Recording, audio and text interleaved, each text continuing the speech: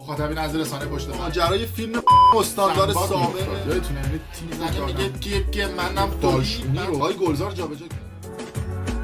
درود به مخاطبین عزیز، بنده امین فردین به همراه تیمم بار دیگه با یک برنامه پشت پرده دیگه با شما هستیم. امیدوارم که هر کجا این کره خاکی که هستید و صدا و تصویر من رو میبینید و میشنوید حال دلتون خوب باشه. یه خبری به اصطلاح محرمانه چند ساعتی هستش که توی فضای مجازی حسابی وایرال شده، توی اینستاگرام، توی توییتر و خیلی از دوستان برای من توی واتساپ این خبر رو فرستادن که آقا راجع به این خبر صحبت بکن. ماجرای تومه کردن مهران مدیری برای بازداشت و برگردوندن علی کریمی به ایران که حسابی این خبر داره در فضای مجازی وایرال میشه. دوستان از من پرسیدن که آقا راجع پشت پرده این خبر صحبت بکن که اصل داستان چی بوده، که امروز میپردازیم به جزئیات این خبری که اولین بار توسط وحید اسماعیلی لیدر باشگاه پرسپولیس که میگن دوست صمیمی علی کریمی هم بوده منتشر شد در استوریش و بعد از اون هم این خبر حسابی در فضای مجازی وایرال شد که جزئیاتش رو در طول این ویدیو به شما خواهم گفت. اما یه نکته بگم قبل از اینکه بپردازیم به موضوع مهران مدیری و علی کریمی که گفتم که مردمم آگاه بکنم که بهترین فکر کنم فرصت هستش که در این ویدیو بخوام راجعش صحبت بکنیم. ماجرای بسته شدن پیجای اینستاگرام خیلی از دوستان و مخاطب‌ها که میگن آقا پیجای ما پاک میشه، استوریای ما پاک میشه و بعضن با این پیام مواجه میشن. مثلا آقای سامان اربابی گفته که اینستاگرام همین الان اکانت منو ساسپند کرد در حالی که من فقط ویدیوهای تظاهرات داخل و خارج از ایران رو میذاشتم، موضوعی که خیلی از دوستان ازش شکایت دارن. من میبینم که استوری میذارن و خیلی فوش میدن فیسبوک و اینستاگرام و جای دیگر رو. هیچکی به اندازه من پیج اینستاش بسته نشده. بالای 40-50 بار پیج اینستا من بسته شده، 7-10 بارم پیج میلیونیم بسته شده. یعنی فکر کنم که من به تنهایی رکورددار بسته شدن پیجام هستم. به خاطر همین یه مقدار کوچولی تجربه دارم که چرا پیجا بسته میشه یا استوریاتون پاک میشه یا پستاتون پاک میشه. اینا رو بهتون میگم که حالا یه مقداری مردم آگاه بشن و خودتون اگه یاد گرفتید به دوستاتون هم بگید که پیجتون بسته نشه. فوش ندید به اینستاگرام و فیسبوک و متا و افراد دیگه، بگید که اینا مثلا اومدن و این کارا رو دارن انجام میدن. ببینید شبکه‌های اجتماعی هر کدومشون قوانین خاص خودشون رو دارن. هر کدومشون دوست دارن قانونی رو برای خودشون وضع میکنن. دل بخواید وقتی که شما میخواد اون شبکه اجتماعی رو نصب بکنید تایید میزنید که من قبول دارم این قوانین رو، پس عملا شما تایید میکنید که اون قوانین رو رعایت میکنید. اشتباه رایجی که خیلی از مردم میکنن هستش که ناخواسته میان ترویج خشونت میکنن توی پیجشون. چطوری؟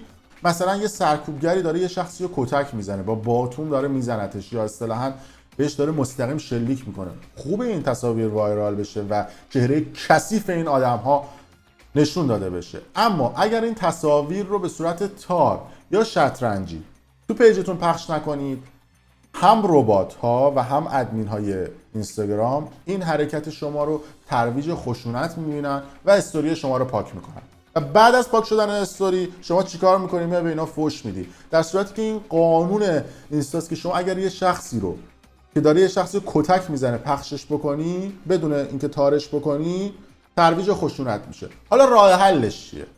بیاید یه دونه کانال تلگرامی بسازید برای خودتون، لینکش رو بذارید توی بیوتون و تصویرش رو به صورت تار توی استوریتون پخش بکنید و بگید که اگر دوست دارید تصاویر بدون فیلتر و شفاف این آدمای سرکوبگر و ساندیسی رو ببینید، برید روی پروفایل من این تصاویر رو بدون فیلتر رو میذارم توی کانال تلگرامم. عموما تلگرام همچین قوانین سختگیرانه‌ای نداره و کانالتون خیلی کم بسته میشه، 1 در 1000 میلیون بار، مگه اینکه یه شکایت سنگینی بشه و یه دولتی بیفته پشتتون که بخواد کانالتون بسته بشه. اونم خیلی بعید میدونم که این اتفاق بخواد بیفته. حداقل من تا جایی که میدونم به غیر از مسئله کپی رایت و چیزای دیگه کانال تلگرام رو خیلی سخت میبندن.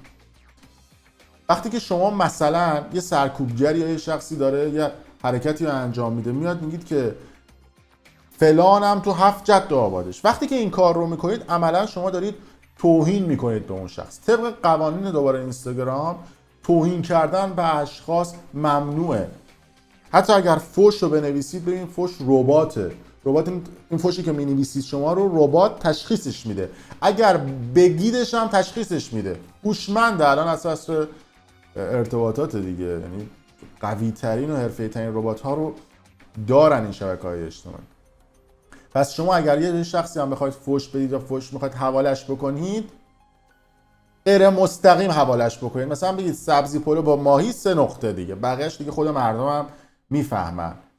و اگر بخواید مستقیم به یه شخصی توهین بکنید، استوری شما پاک میشه، پست شما پاک میشه. میدونم اعصابتون خورد میشه، ناراحت میشید، دوست دارید هر چی که لایق خود اون شخص و 7 جد و آبادشه بارش بکنید، اما خلاف قوانین اینستاگرامه. توهین به اشخاص دست من و شما هم نیست، قانونشونه. ولی برید هدایتشون کنید تو تلگرام. بعد از اون میتونید هر چی دلتون بخواد بگید. اگر 10 تا استوری ازتون در طول 1 سال پاک بشه، توی بازی زمانی 1 سال 10 تا استوری ازتون پاک بشه، اگر 3 تا 5 تا پست بستگی به نوع ریپورت از پیج شما پاک بشه، پیج شما بسته میشه. پس وقتی که شما میاد میگید من تظاهراتو دارم پخش میکنم، اما تو تظاهراتتون یه سرکوبگری داره به شخصی شلیک میکنه و تصویرشو بدون فیلتر و شطرنجی نکنید و پخش بکنید، پستتون پاک میشه و میگید من کاری نکردم، فقط تظاهراتو پوشش دادم. اینو حواستون باشه و رعایت بکنید. حالا گفتم که آموزش هم بدم، بگید به دوستانتون هم که مراقب باشید و خیلی سعی کنید که اصطلاحاً با فیلتر هم مطالبتون رو بنویسید و هم اصطلاحاً متناتون رو با فیلتر. میدونم بعضی وقتا هم خیلی چرت و پرت کنه میان استوریا و پست‌ها رو پاک میکنن با ریپورت‌های خیلی زیاد و رباتام فکر میکنن که حتما دلیل خاصی داره پست رو پاک میکنن یا استوری رو پاک میکنن و بعدش اگر ریویو بشه شانس بیارید پست استوریتون برمیگرده. اینو گفتم که بدونید. برگردیم به موضوع علی کریمی و مهران مدیری. گفتم که در خبرها اومده بود که مهران مدیری نقش یک تومه رو گفته بودند داره برای برگردوندن علی کریمی به ایران. خیلی هم تو این زمینه توییت شد. من یه دونه توییت رو اصطلاحاً نمونه انتخاب کردم و به شما نشون میدم. استوری وحید اسماعیلی که در استوری خودش گذاشته بوده، یه شخص اومده یه توییت زده، حالا من استثنایی این توییت رو انتخاب کردم. وحید اسماعیلی یکی از نزدیکترین افراد به علی کریمی است. از سوی دیگر اطلاعاتی هایی مانند محمود خازئین مهران مدیری را احاطه کردند و ماجرای 2 ویدیوی رفت و برگشت مهران مدیری از دبی و حتی استوری پسرش برای برگرداندن وجهه او در افکار عمومی همه میتواند بخشی از یک پروژه امنیتی باشد. اولا راجع محمود خازئین بگم که 2 تا عکس گذاشته بوده توی توییت خودش. این آقای محمود خازئین هستش که اولین بار اسم ایشون سر ماجرای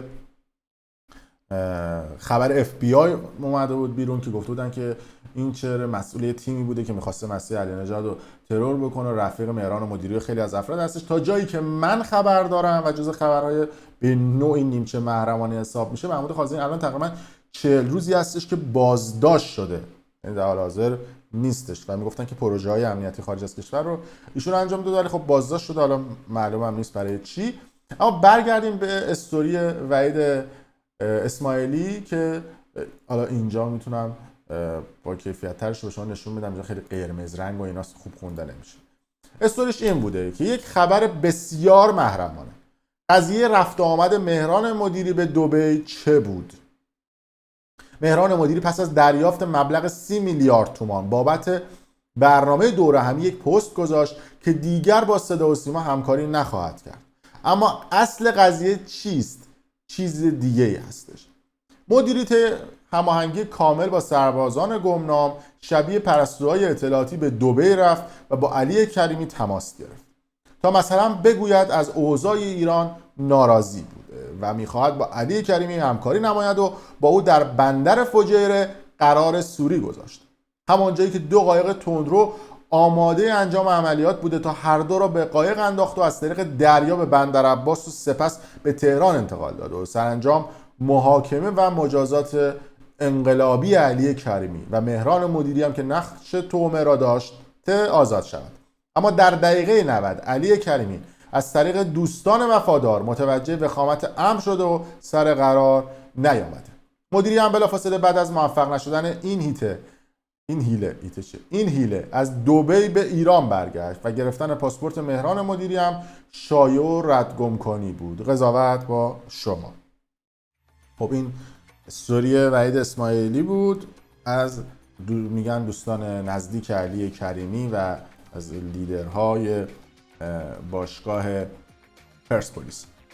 ببین چند تا موضوع رو ما میتونیم نسبت به این موضوع به این خبر نگاه بکنیم. یعنی وقتی پازلا رو میذاریم کنار هم دیگه میتونیم چند تا موضوع رو بررسی بکنیم. موضوع اول این هستش که ببین بعد از اینکه مهران مدیری ویدیو منتشر کرد، اگه یادتون باشه که اومد گفتش که آقا آثار منو پخش نکنید، فلان نکنید، من نمیدونم سیستم رو نمیخوام و چنین و چنان، همه کف زدن و سود زدن و اینها. یه خبر اومد که مهران مدیری بعد از این ویدیو در حالی که ممنوع الخروج بوده از کشور خارج شد. یعنی این خبرم خیلی خبر عجیب بود. کسی که ممنوع الخروجه چجوری میتونه از کشور خارج بشه؟ خب اینجا یه معما پیش میاد، اینو بذاریم کنار. بعد تو همون موقع ها یه خبری اومد بیرون گفتن که مهران مدیری رفته پیش علی کریمی. موضوع دوم.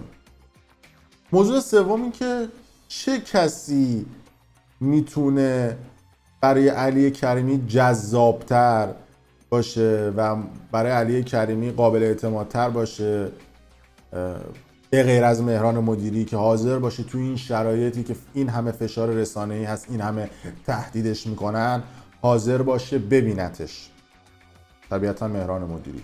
اینم موضوع سوم که میتونه تایید بکنه این خبر رو. و مهمترین موضوع چهارم هستش. به محض اینکه مهران مدیری از کشور خارج شد و گفتن رفته پیش علی کریمی، بعد از اون لحن استوریای علی کریمی تغییر کرد. یعنی اصلا متفاوت شد. قبلا میگفت بزنید، نمیدونم له بکنید، پاره بکنید، بی شرفا فلان و بیسان. اما بعد از اینکه این رفت و آمد مهران مدیری اتفاق افتاد، علی کریمی چرخش ریزی انجام داد که نمیدونم این وسط چه اتفاقی رخ داده که یه همچین واکنشی رو ما از علی کریمی شاهد بودیم. اینا میشه تحلیل هایی که نسبت به تایید حرفای وحید اسماعیلیه. اما اون ور قضیه معمولا نهادهای اطلاعاتی و امنیتی، حالا بحث اطلاعاتی امنیتی هم شد، یه موضوعی رو من حالا در ادامه این ویدیو بگم. معمولا نهادهای اطلاعاتی و امنیتی که میخوان یه همچین عملیات پیچیده امنیتی رو انجام بدن، معمولا تعداد کمی از این اصطلاحاً عملیات با خبرن. یعنی یه حلقه 4-5 نفره و حتی اون شخصی که مثلا میخواد عملیات ربایش یا ترور یا این چیزا رو انجام بده، عموما مثلا کسی رو انتخاب میکنن که کلا از یه کشور دیگه باشه، یه عکس بهش نشون میدن، میگن داداش اینو برو بزن بندازش، اینو بردا بیاره. مثلا طرف نمیدونه این کیه، چیه، کجاست.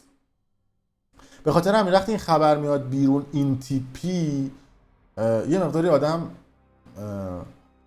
فکر میکنه که خبر ممکنه فیک باشه. این خبرها معمولا پکیج جذابی هستند برای اینکه بخوان حسابی فضای مجازی بهشون بپردازه یا وایرال بشن. و از اون طرف ببینید وقتی که این اتفاق میفته و این عملیات پیچیده اینطوری اتفاق میفته، معمولا این اتفاقات رو با پلیس اون کشور یا با مسئولان امنیتی اون کشور در میون میذارن و معمولا هم پیشنهاد میشه که این اخبار اطلاع رسانی نشه و در فضای مجازی وایرال نشه تا بخوان تمام اون افراد و اون اشخاصی که این عملیات ها رو انجام میدادن رو دستگیر بکنن و اصطلاحاً پیگیری بکنن ببینن ماجرا از چه قرار بوده. اینم یه تیکه دیگه. موضوع بعد این هستش که خود علی کریمی باید نسبت به این خبر واکنششون میداد، نه یکی از دوستان صمیمیش. و خودش حداقل بعد از این انتشار این خبر وایرال شدنش، بعد خودش این خبر رو میمد یا تکذیب میکرد یا میگفت همچین خبری هست، نه اینکه بیاد به گوش یکی از دوستان صمیمیش برسه اون بخواد بیاد این خبر رو وایرال بکنه. اینم این ور قضیه است. یعنی اون ور قضیه ما همه پازل‌ها رو گذاشتیم که ممکنه این اتفاق افتاده باشه. این ور قضیه همین است که میشه حتی این خبر رو باور نکرد و این عملیات اطلاعاتی امنیتی خیلی به همین راحتی اخبارشون بیرون نمیاد. حتی بعد از اینکه یک عملیات اطلاعاتی رو انجام میدن تا سالها راجع به اون عملیات اطلاعاتی صحبت نمیکنن، چرا که تکنیک ها میگن ممکنه برای پروژه‌های بعدی عملیاتیشون هم بخواد دوباره استفاده بشه و رسانه‌ای نمیکنن که تکنیک ها نسوزه. یا مثلا بحث موضوعات اطلاعاتی امنیتی شد، من چند تا خبرم دیدم تو فضای مجازی گفته بودن که یک گروه هکری اومده، اسمشون خودشون هم گذاشتن آنانیموس، مد شده دیگه، طرف مثلا 15 تا فالوور داره، اسم پیجش رو عوض میکنه آنانیموس. بعد یه ویدیو هم منتشر کرده بودن که آره رفتن وبسایت وزارت اطلاعات رو هک کردن و یک سری اسناد و مدارک رو تونستن به دست بیارن و با اون اسناد و مدارک اومدن و به یه سری اطلاعات دست پیدا کردن و خیلی این ویدیو برای من هم تو واتساپ چند نفر فرستادن و تو فضای مجازی وایرال شد. نکته بگم، توی ایران کلا ادارات و سازمان ها تو بحث فناوری اطلاعات فشلن و بارها گفتم، یعنی یه وبسایت معمولی هم ندارن. بعد از اون طرف وزارت اطلاعات ایران با اون همه آدم اطلاعاتی، با اون همه سیستم امنیتی بخواد نامه‌های محرمانه خودشو بذاره تو وبسایتش که همه از خارج از ایران هم دسترسی بهش دارن، بعد گل گرفت اون وزارت خونه رو. طبیعیه که اونا هیچ وقت نمیان نامه‌های محرمانه خودشون رو بذارن بک سایت خودشون.